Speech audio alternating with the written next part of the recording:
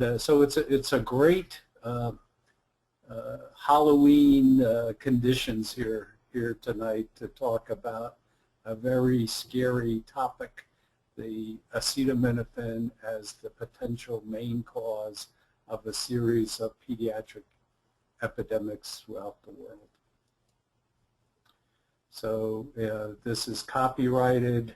I do want to say is virtually all of this material is available as a PDF on the Great Plains website, which is gpl4u.com. That's GPL, the number 4, the letter U.com, the entire PDF. So virtually all the material covered here tonight is covered in the scientific article, which is available, and you can get copies from the website. So we're giving you a lot of important information, but you still, for your own personal health issues, you need to check with your own medical professional. I want to start to talk about toxic chemicals. A large number of toxic chemicals have been implicated as potential contributing factors to autism. But of those large number, the things that we may ingest in extremely large amounts are food, water, air, and drugs.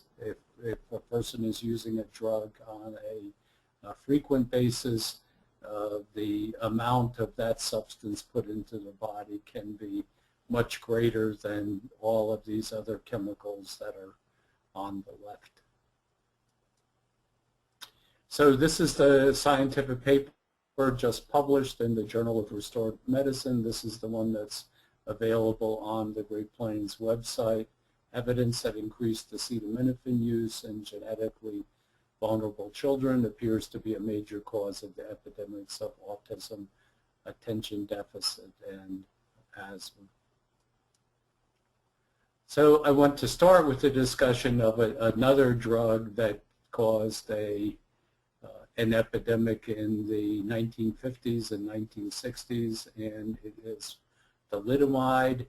It was a sleeping pill that helped pregnant women sleep and also reduced nausea and vomiting of pregnancy. And as you can see, it was eventually found to be a teratogen, a substance that causes birth defects. And more than 10,000 babies were affected. Some of the babies were actually killed by the parents and with the doctor's consent shortly after birth. And as a result of this epidemic of birth defects, there was new drug testing rules put in by the U.S. Food and Drug Administration. And I put this as a warning that you can't necessarily believe the material that is distributed by drug companies and medical authorities. So this is from the British Journal of Pharmacology talking about thalidomide.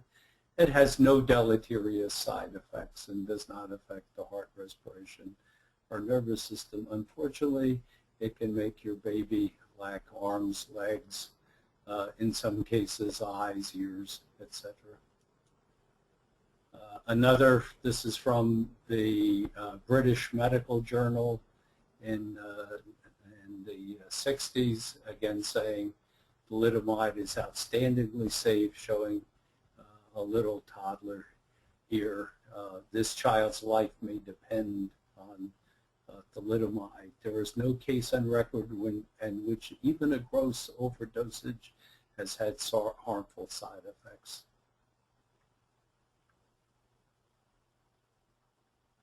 By the way, I want to let you know that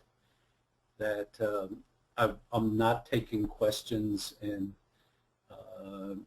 during the talk, but at the end there'll be an extensive question and answer segment. And I'm stuck. The X up top. Oh, no. Hit the orange button again. And then just hit the red X all the way at the top there. Here? Yep.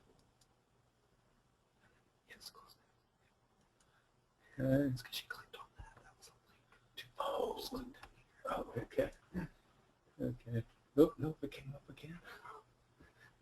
Okay, we had just a little bit of technical problem. You may have to use the keyboard on that. Okay. Okay. Okay. So the little technical thing resolved. Just more advertising indicating that the thalidomide was a safe alternative. Unfortunately, this was a gross error. So more babies affected with abnormal arms and legs.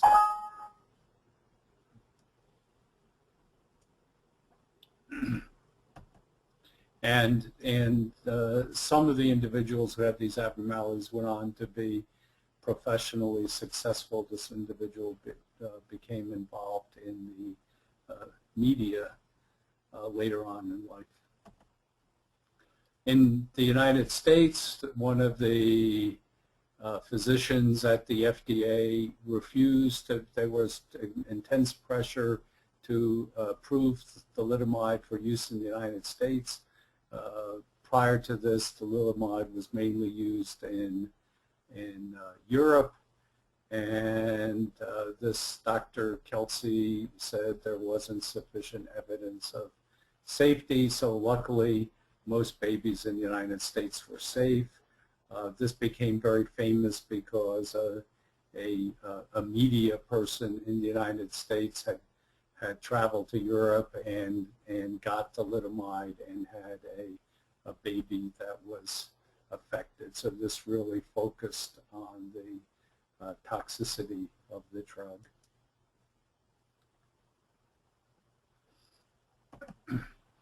So in the early 1960s, it was finally taken off the market. So it was out for 5 years before it was removed, and some places even longer than that. And the main impetus for removing the drug and finding out what was gone was a German physician who had a child with the malformation, and he drove his little Volkswagen all around the country trying to find other parents who had the children with a similar deformation and asking them questions about what things they may have eaten or what drugs they took. And from that, he had a pretty good idea that the thalidomide was the culprit, and it was later found in more extensive research that exposure of developing fetus from 32 to 50 days after conception caused the malformations. As a matter of fact, they were able to pinpoint this eventually even more accurately. So if the developing child was exposed at 32 days, there were different malformations that were prevalent compared to being exposed to 50 days. And of course, being exposed at all the days was the worst case scenario. So the fact that there were a lower number of birth defects in the United States eventually was one of the things that led to the suspicion that thalidomide was the culprit, because this was only showing up in Europe or in women who had traveled to Europe. And the ultimate proof that this was the culprit was that when it was banned, there were no more malformed babies. So in comparing this to autism, and I know that many people think that there's maybe multiple causes of autism, and I think this is true. And I would compare this to lung cancer. With lung cancer, there's more than one cause of lung cancer. There is cigarette smoking. There is exposure to radon in the house. And there's also asbestos. So those are three of the most common. But of those, cigarette smoking was the predominant factor. And so the question goes, is there a predominant factor in autism, just as in the case of lung cancer or in the case of thalidomide? And just as the fact that thalidomide was not used in the United States led to a suspicion that it was due to a factor present in Europe where it was more common, is there a country like that in the world where autism is low, so that might give some clue as to what the cause might be in the rest of the world?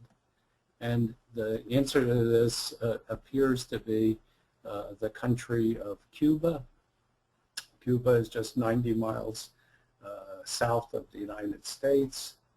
It's been isolated from the rest of the world because of the U.S. embargo due to the communist dictatorship set up by Fidel Castro, and then it became even more economically deprived after the breakup of the Soviet Union. The aid to the country decreased, and it's estimated the per capita income is about 8 times lower than the United States.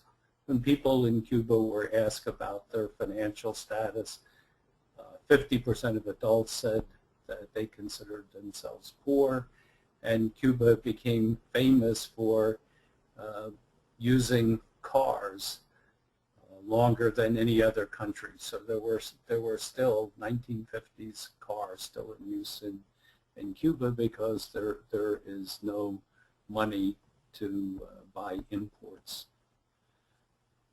A source of information on the incidence of autism is from the Committee of the Rights of the Child, published by the International Disability Alliance, indicated there were 185 cases out of 11 million people, indicating a very low percentage of the population in Cuba being affected.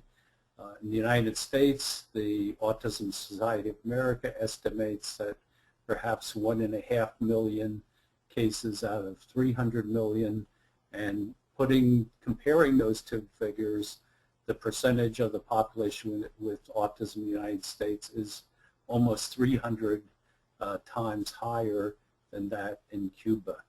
And so one of the first things that people think about when dealing with autism is perhaps Cuba doesn't use vaccines. But when I checked into this, I found the exact opposite. So in looking at very authoritative sources of information about Cuban vaccines, the total amount of vaccines used by H6 is 34, actually very comparable to that in the United States. It's actually a very intense vaccine schedule. And well, you might think, well, maybe there's only a small percentage that are vaccinated, but if the data from the Cuban health authorities are correct, that Cuba has one of the highest vaccine coverage rates in the world, because remember, this is a communist dictatorship. You don't have the option of you have to get vaccines. So if this isn't the case, could there be something else that explains what the difference might be in the that might be causing this huge difference in the incidence of autism? This is what you would see in a common grocery store in the United States, with whole shelves full of Tylenol and other types of acetaminophen products.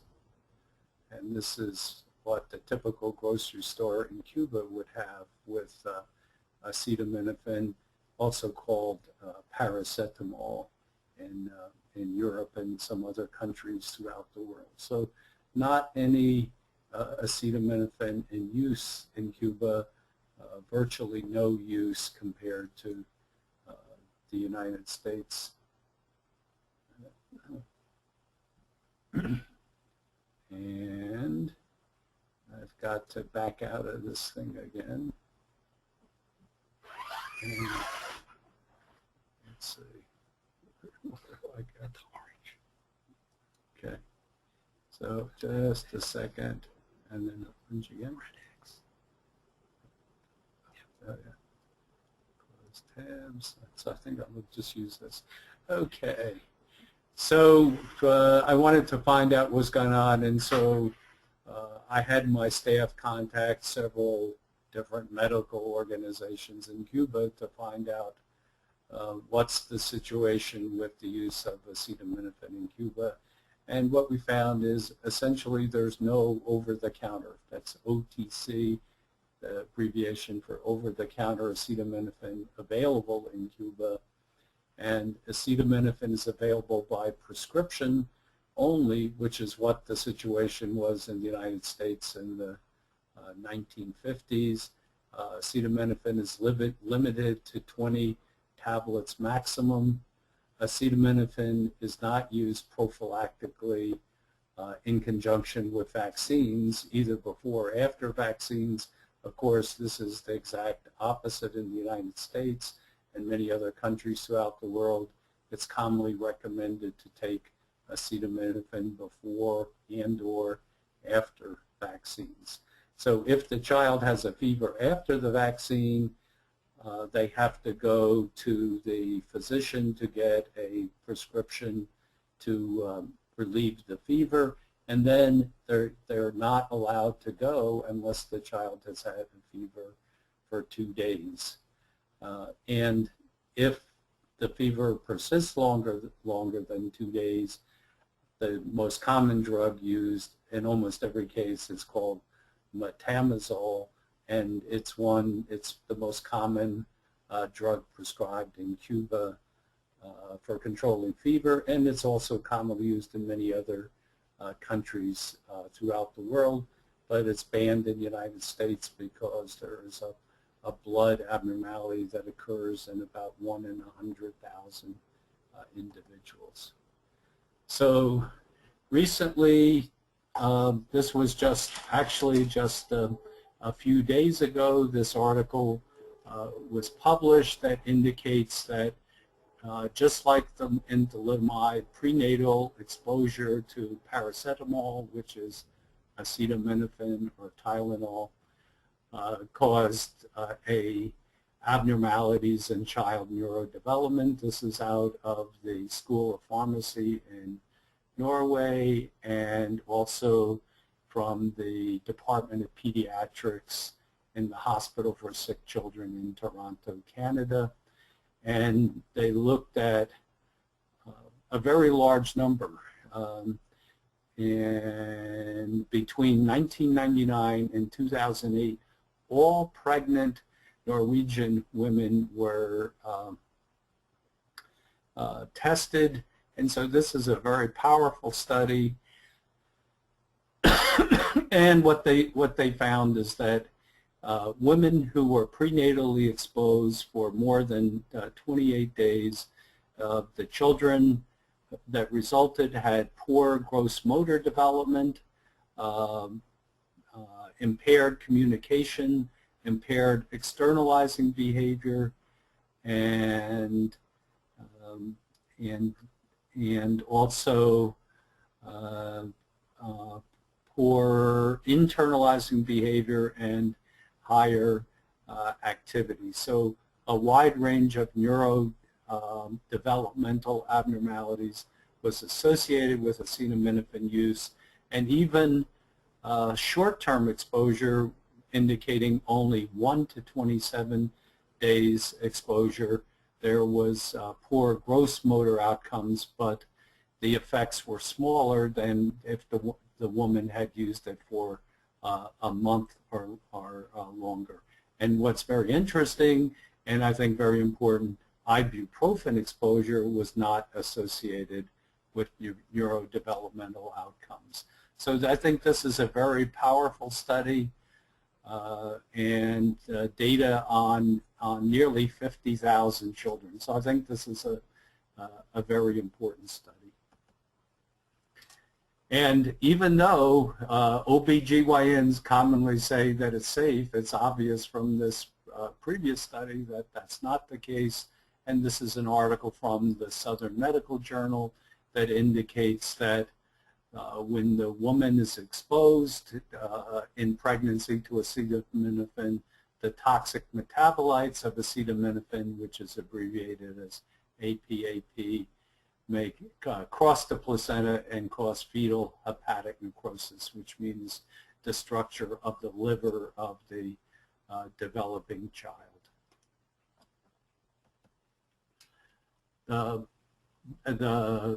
Some of the first articles implicating these kind of fever-reducing drugs first came out in 2003, and then later articles seem to implicate acetaminophen specifically.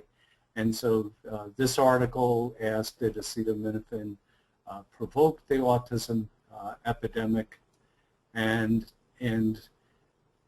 the summary is that children with autism had more adverse reactions to the MMR vaccine and were more likely to have been given acetaminophen rather than ibuprofen for these reactions. So this is a very important finding, because there was all this controversy about the MMR vaccine, and yet very few people were focused on the fact that in this country and many other countries that a common drug with a lot of toxicity was being given simultaneously. So compared to controls, which would be normal children, ages 1 to 5 years with autism were 8 times more likely to have gotten sick after the MMR and were 6 times more likely to have taken acetaminophen. What's very fascinating is there wasn't this relation with ibuprofen. This was purely acetaminophen, which to me increases the likelihood that acetaminophen is the culprit. So this is the article from Schultz. Schultz is was a Navy commander who is, and you can see his email address, the U.S. Navy officer in the Navy, who was also trained in epidemiology and discovered the association with acetaminophen use. Another article recently came out, again indicating that acetaminophen may mediate oxidative stress and neurotoxicity, which results in autism. It's interesting from Iran. And this is one of the more interesting graphs. So first of all, this graph is the rates of autism in the state of California, and this data is commonly used because the state of California keeps the most extensive records of the rate of autism in that state. So if someone is aware, a physician is aware of a child with autism, he is required to make sure that that individual registers and gets into the state database. So it's a very good record of the incidence of autism in that state. And what seems to be the case is that there's perhaps a little bit of bouncing around, but the rate of autism is fairly low for a long time period, from 19 60 to almost the end of the 70s, a relatively low incidence of autism. One of the first things that was noticed, this is from the Schultz article, is that you see there was a drop in the rate of autism in 1977, and this was the time that the FDA said that warning labels needed to be put on acetaminophen products, warning of the possibility of causing liver damage if excessive amounts were taken. Then one of the most important decisions in the pediatric world was finding that an illness called Reye syndrome, and it was thought that there might be some increased risk of Reye syndrome from using aspirin, and the Center for Disease Control recommended that pediatricians consider that aspirin might be a risk factor for Reye syndrome, and as a result, the pediatricians started replacing acetaminophen products for aspirin, and there was a marked increase in the rate of autism following the introduction of acetaminophen. And this pronounced increase continued until a terrorist event in which the terrorists took acetaminophen from the shelves, put cyanide inside the capsules, and then put it back on the shelves, and 7 people died who had taken the Tylenol, the specific type of acetaminophen, and as a result of that, the Tylenol, which at that time was the predominant form of acetaminophen on the market, was removed, and the rate of autism dropped first of all the acetaminophen, specifically Tylenol, was removed from the shelves everywhere, and then new safety bottles were made and so forth, and so there wasn't any Tylenol available for a long time, and then even when it came back in the market, it took them a long time to forget, and so the rate of autism stopped going up, but eventually the scare wore off, so by 1984 it was being widely used again. The rate of autism again increased and continued increasing until there was a second scare in which a woman using cyanide-laced acetaminophen found that she died after taking it the same exact circumstances, and again the product was removed from the market and people stopped using it. Again, the rate of autism stopped going up and actually declined until, again, confidence was restored, a new packaging was put in place, and it became widely used and continued to go up. So you can see there's about a tripling in the rate just going to 1990. What's fascinating is exactly the same thing took place with asthma. So exactly the rate of asthma started going up at exactly the same time as the rate of autism, and exactly the same thing happened when the Tylenol was contaminated, taken off the market. The rate of asthma dropped, again started going back up again until another terrorist event, and again dropped off again, and then continued its increase. Just in the beginning of the year, Ann Bauer and David Kriebel gathered epidemiologic data and found a significant link between prenatal and perinatal exposure to acetaminophen and autism. They looked at the prenatal use of paracetamol, which is a synonym for acetaminophen throughout the world, and found a very high correlation between the autism prevalence, which is on the y-axis, and the use of the acetaminophen. So an 80% correlation, which I think is very significant. And they looked at another factor. This is a very interesting factor because beginning in in 1995, it became common for pediatricians to recommend giving acetaminophen to boys to reduce the pain associated with circumcision. And again, they found a significant relationship between the autism rate and the percentage of the population circumcised. So their idea is that it wasn't circumcision that was causing autism.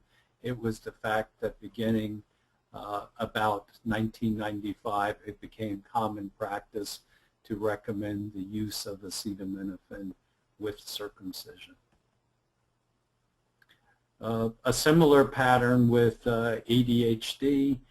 Before 1970, the diagnosis of ADHD was relatively rare, and between 1980 and 2007, almost an 8-fold increase in ADHD compared with the rates before 1970.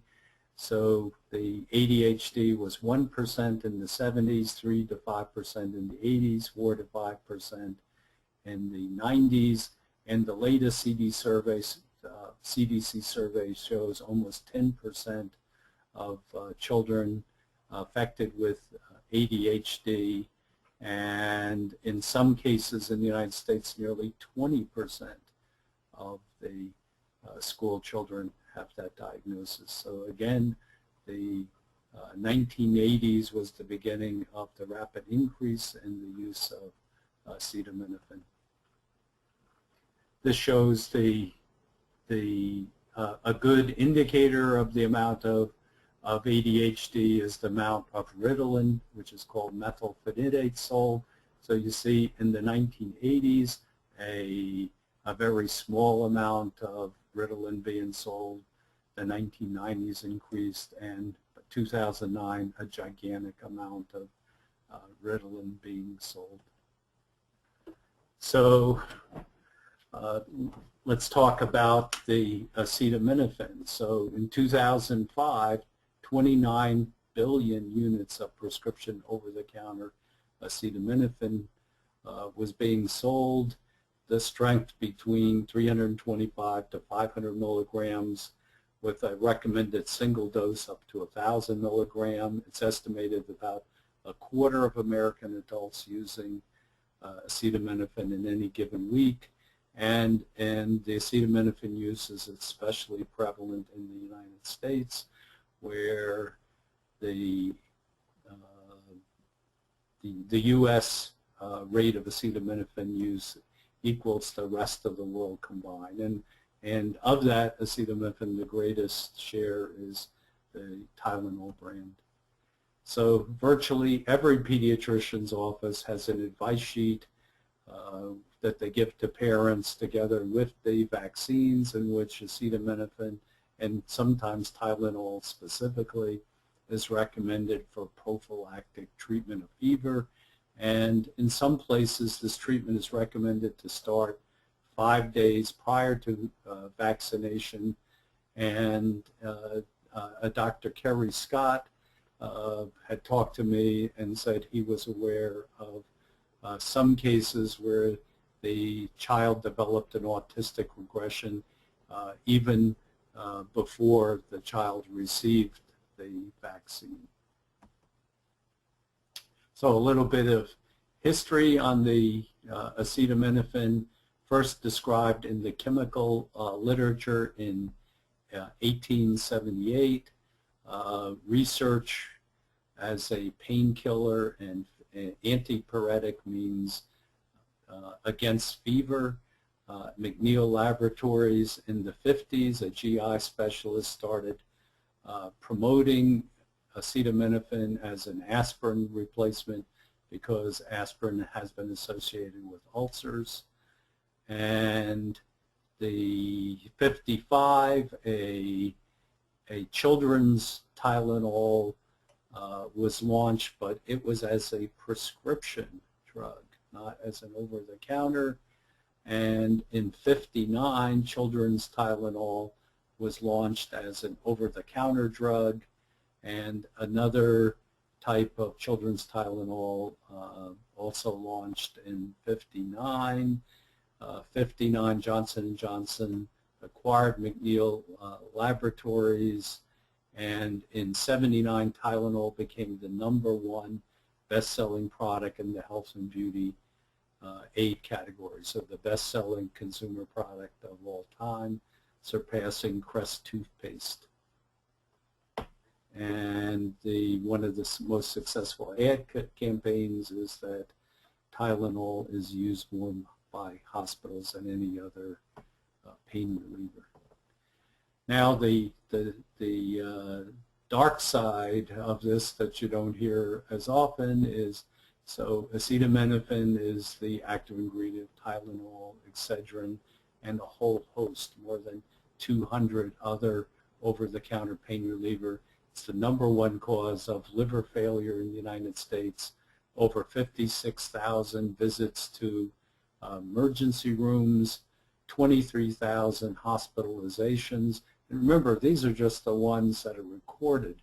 There may be a lot of other events that haven't been recorded. 450 deaths per year directly related to acetaminophen. And since the 90s, studies have shown that it's much more likely to have liver damage if the person's not eating properly. And of course, people who are sick frequently are not eating properly. So for example, individuals that go on an alcohol binge and drinking excessive alcohol and then taking acetaminophen for the hangover, or people who have nausea, vomiting, loss of appetite because they have the flu, or they may have dental pain, and so they're not, their teeth hurt, so they're not eating. In that case, the body is deprived of essential amino acids to produce glutathione, which is the biologic antidote to acetaminophen toxicity. And I'll be talking about the exact mechanism, how glutathione helps to diminish acetaminophen toxicity a little bit later in the talk. So people who are not eating properly are much more likely to have serious side effects. These are some of the common sources of acetaminophen. So Excedrin, contact day or night, and many of these have, so Triaminic, and many of the drugstores have their own special generic brand of acetaminophen. So acetaminophen is very well studied. So I did a PubMed search, over 15,000 citations. There were nearly 2,700 citations about acetaminophen toxicity. There were 422 citations dealing with the effect of acetaminophen on the brain. There were 12 citations. This was about a year ago, so there's more citations now about acetaminophen and autism. 193 citations about asthma and acetaminophen. More than 500 about acetaminophen and allergy. A lot of articles on the effects of acetaminophen on the immune system, and 185 articles indicating, talking about its effect on impairing the mitochondria. So a large, actually huge amount of information on toxicity, and yet, you know, it's still a product that you can go down tonight and get at your grocery store. And I think that the reason for this is the herd phenomena. Just like when the muskox are attacked by the wolves in the Arctic, they form a big circle, and when they form the big circle, they think they're safe. So there's that herd mentality in which people think, if my doctor recommends it and my neighbor is using it, it must be safe. Unfortunately, this may be a big misconception. I want to discuss the toxicity of acetaminophen and its metabolic profile. So here's acetaminophen in the middle, and the critical thing about acetaminophen, it has this oxygen group and a hydrogen group here, which makes it a chemical compound called a phenol. So acetaminophen is a phenol, and so phenols can be broken down by a number of pathways. So in this case, you see there's 1, 2, 3, 4 different ways by which acetaminophen can be detoxified by the body. Many young children and babies lack this method of detoxification called glucuronidation. So this is delayed in some babies and in children. So in some, especially very small children, this pathway could be blocked. It's been found in several studies that this pathway, one of the predominant pathways for detoxing acetaminophen, uses the enzyme called PST, which stands for phenyl sulfotransferase. So in this reaction, a sulfur molecule indicated here, and actually a sulfate, is attached to this end of the acetaminophen molecule, making it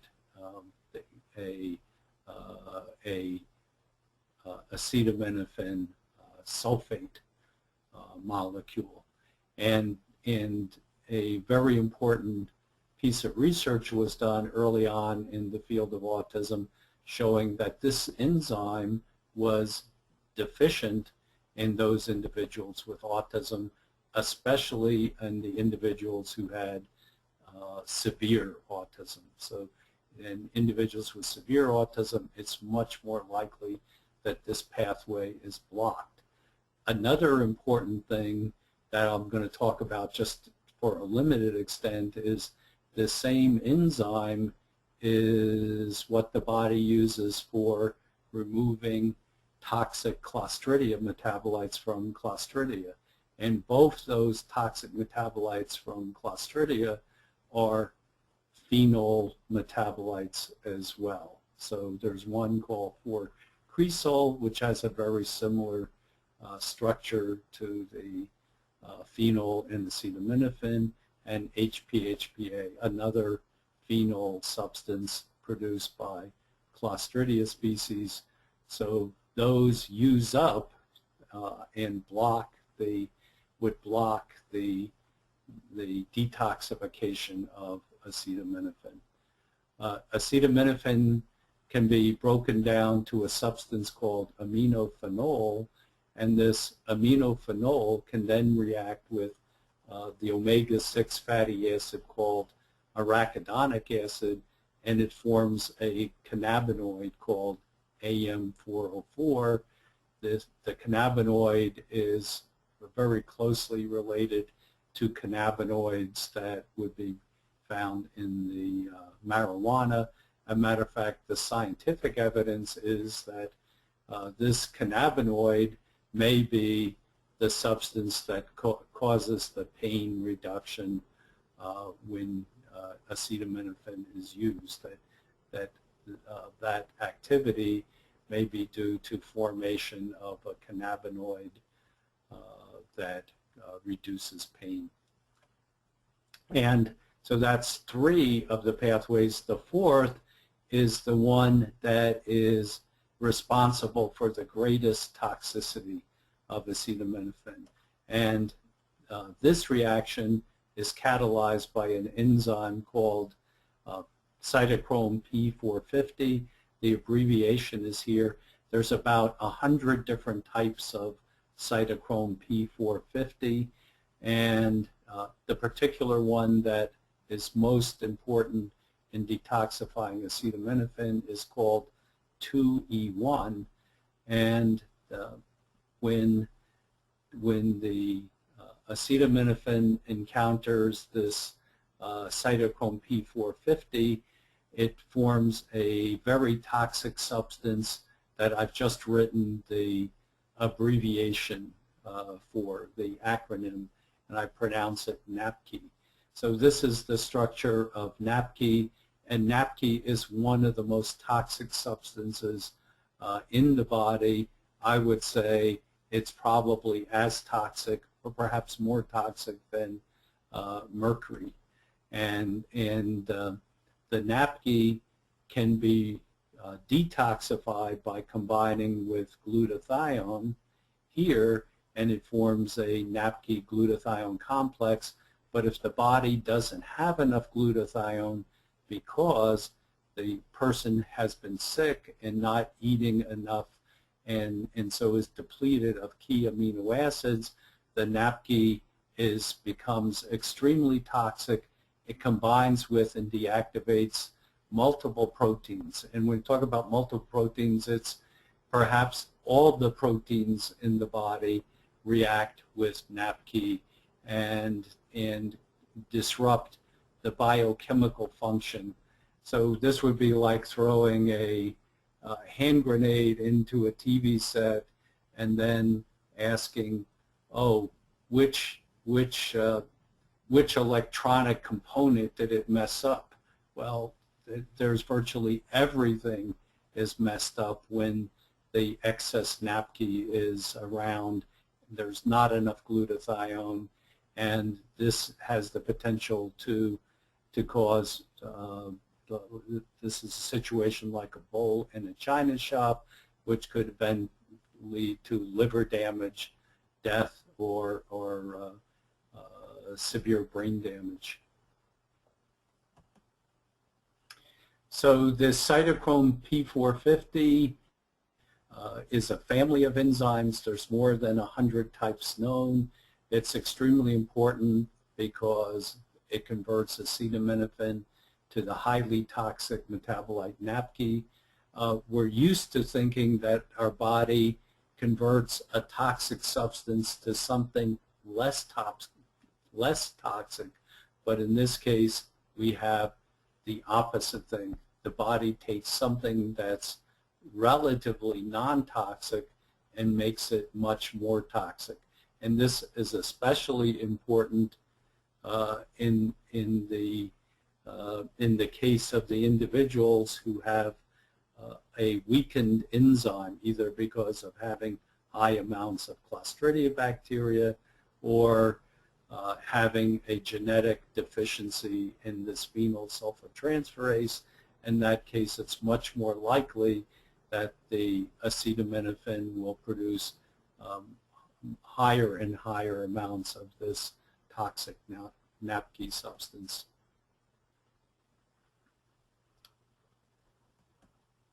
So this is the study in which Rosemary Waring was involved in finding that children with autism did not produce the sulfates of acetaminophen very effectively. So in this case, they actually used acetaminophen to test the sulfation ability and found that individuals with low-functioning autism had poor ability to detoxify acetaminophen, and you can see the probability is very close to 0. there's virtually no possibility that these results were due to chance. So what are some of the factors that increase this P450, that the main factor that makes acetaminophen more toxic? And so one of the big things is that if the child has used it before. So in the example of the child who's given this for vaccines, if the parent gives the acetaminophen every time the child gets a vaccine, this P450 enzyme increases every time they're exposed to either acetaminophen or asthma. But in addition, there are other factors that also increase this particular P450-2E1, and one of these is smoking. So smoking has been shown to be one of the factors that's associated with increased autism. Exposure to vinyl chloride, a substance found in floor tile and other household items, also associated with increased autism. Exposure to this increases the 2E1 P450. Trichloroethylene, one of the most common environmental toxins, also used to dry clean your clothes, also associated with autism. Even vitamin A may increase this, and individuals who have certain genetic differences, the P450 may be more active than the normal gene. And finally, individuals who are fasting or sick, which of course most people who take acetaminophen may be not eating or be sick. So this paper in the Journal of Pharmacologic Science shows that when rats were given repeated doses of acetaminophen, it became more toxic. So the rats that were exposed several times, it became more toxic because more and more of the cytochrome P450 2E1 type was formed. So these rats that were given a dose of the drug that was normally safe, if they gave it several times, it became more toxic because there was more and more of the NAPQI form when the individuals were giving it successively. So, and if you thought about in human terms, so this would be if the child was given repeatedly because they received multiple vaccines, or children, it's commonly used in children who have frequent ear infections. And so each time the child uses it, the greater proportion of the toxic metabolite NAPQI is formed. So in addition to the toxic NAPQI, the acetaminophen is capable of causing a condition called severe acidosis. So in individuals who have exposed to toxic amounts of acetaminophen, they excrete massive amounts of a chemical called pyroglutamic acid, which can be measured in the organic acid test, and it can be 200 times the upper limit of normal when the person produces excess amounts of the toxic NAPQI from acetaminophen. And the reason is because the NAPQI completely uses up the glutathione, and if the individual is ill or fasting, they can't make new glutathione, and in compensating, the body produces massive amounts of this pyroglutamic acid.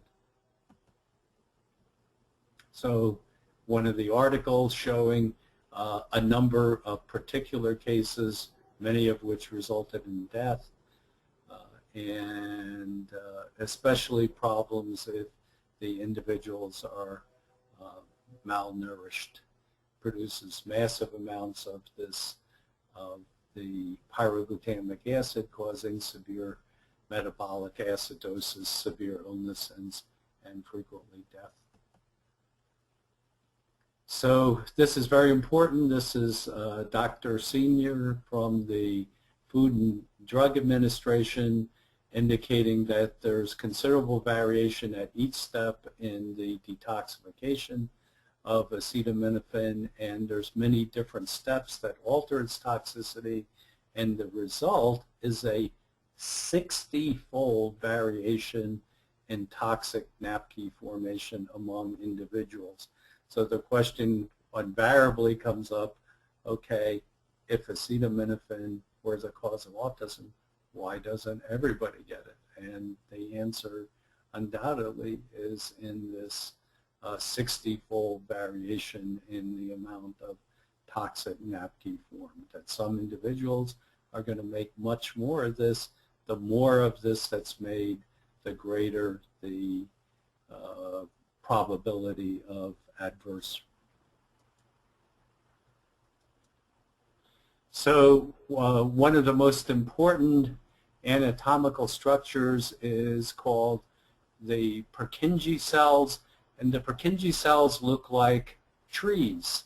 So this is the cell body, and these are the dendrites. The dendrites are the part of the nerve cells or neurons that receive signals. And these Purkinje cells are some of the largest cells in the cerebellum, and which is involved in maintaining balance and motor skill. And because these tremendous amount of branching, there's tremendous amount of interconnections with these Purkinje cells. So they have very important functions in gathering information in the brain.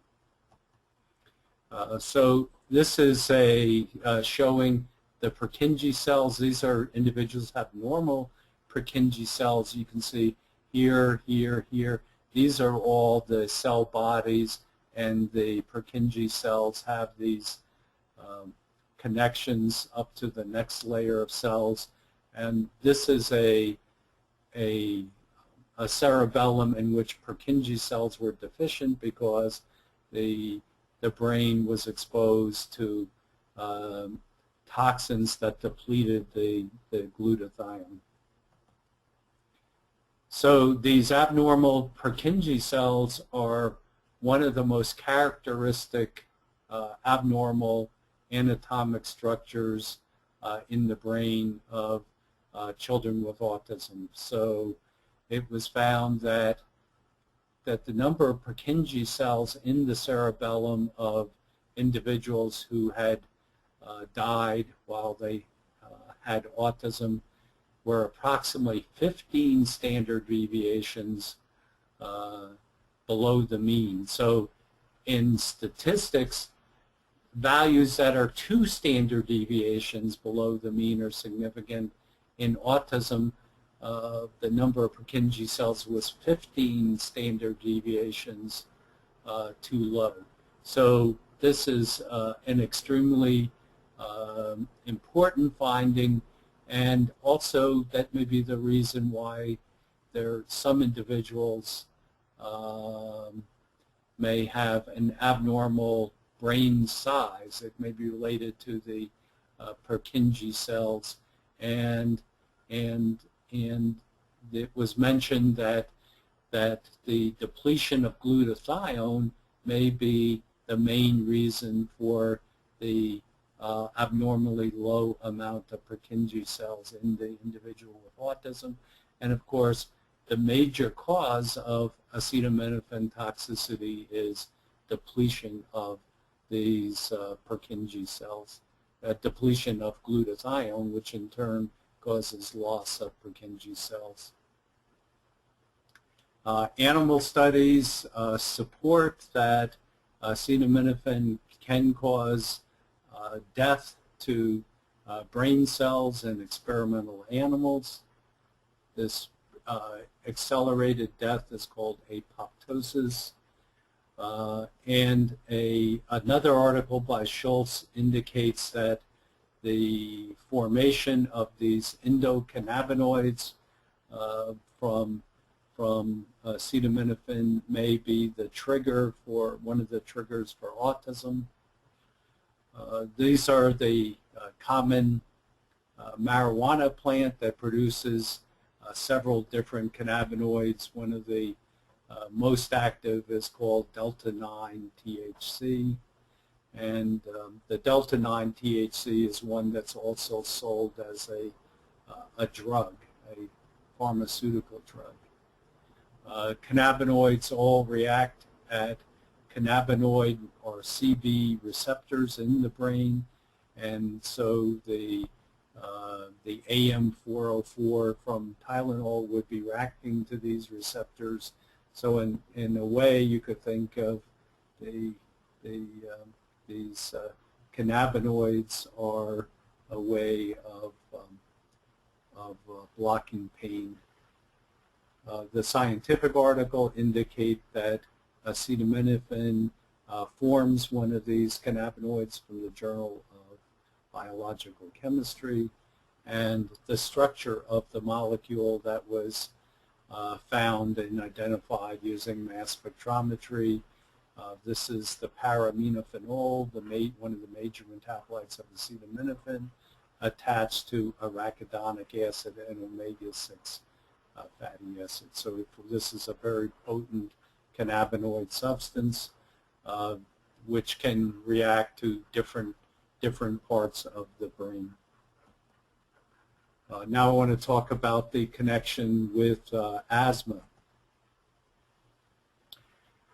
So the Schultz got another collaborator at the National Institutes of Health, and they suggest that a lot of the common metabolic problems may be the reason that acetaminophen causes both asthma and autism.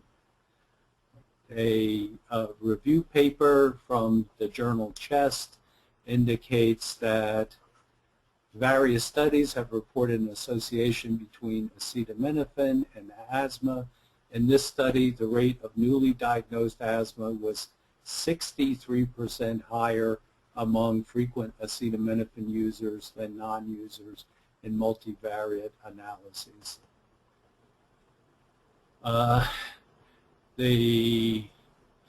Yet another study, prenatal acetaminophen exposure and the risk of wheeze at 5 years of age, is related. So what they did is they looked at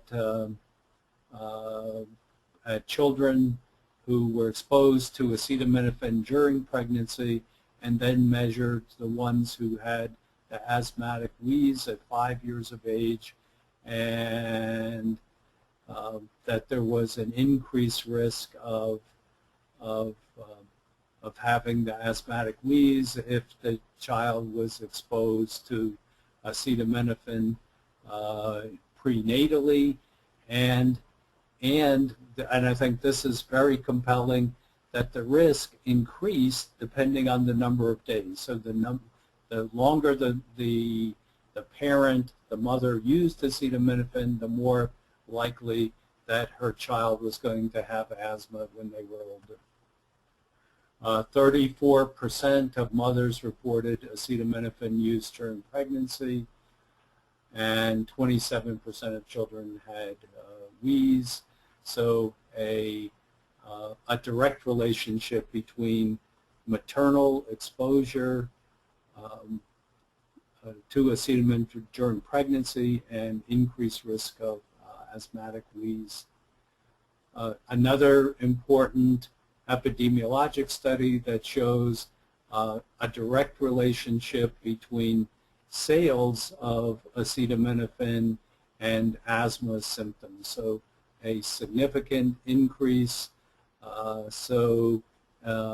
increased rate of asthma for each gram increase in per capita acetaminophen sales. In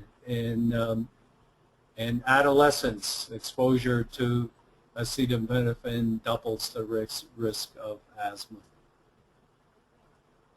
Now let's turn to the immune system dysfunction. So it's true that acetaminophen reduces fever associated with vaccine, but it was found that acetaminophen also caused reduction in antibody response. So the individual who gets that is more likely to have a poor response to the vaccine, and this could be very important in those individuals who have live virus vaccines, because the child would be producing less antibodies, and it might be more likely that the vaccine virus would be more toxic to that individual who's taken acetaminophen. One of the articles in the Alternative Medicine Review indicating that fever is excessively treated, and that parents really need to be considerate in thinking of that fever is a normal response to pathogen, and especially if fever is moderate, not to treat it at all. This Dr. Torres at Utah State University was actually the first person to come up with the idea that the use of fever suppression may be a factor in the etiology of autism and other neurodevelopmental disorders. So now it has been 10 years since the first hypothesis, and the evidence is now growing. So what I would say is that NAPQI is probably the atomic bomb of drug toxicity throughout the body, because it has the ability to adversely affect virtually every single biochemical function in the body. So when acetaminophen is processed by the P450 system to form NAPQI, it depletes glutathione. Glutathione is abbreviated as GSH, and if the NAPQI is all detoxified by GSH, that's fine, but if there's not enough glutathione, then NAPQI can react with virtually all the proteins in the body and impair the function. And I don't have it in here, but there's a huge list of the enzymes whose function was disrupted by exposure to NAPQI. So the exposure to NAPQI causes a loss or damage to proteins throughout the body. Furthermore, the NAPQI increases what are called reactive oxygen species that cause peroxidative damage, free radical damage to the lipids or fats in the cell membranes, as well as cause damage to the DNA. Damage to the DNA in turn can cause mutations to the cells, could actually cause mutations to the sperm in the egg as well, and could also damage the DNA of the mitochondria. And this is even more important because the mitochondria don't have proteins surrounding them that help to reduce damage. So the mitochondria are especially susceptible to damage from the NAPQI. And this can lead to cell death. And of course, if this is severe, it can lead to the death of the human. And in the mitochondria, it causes damage to the mitochondria so that the mitochondria become gigantic and form what are called megamitochondria, which cannot produce adequate energy to maintain the cells and the other functions in the body. So this shows the mouse liver cells exposed to acetaminophen. This is the normal cells. This is showing the section of some of the normal mitochondria, and then after exposure to acetaminophen, you have these giant mitochondria formed, which the structure is extremely screwed up. So because of the NAPQI.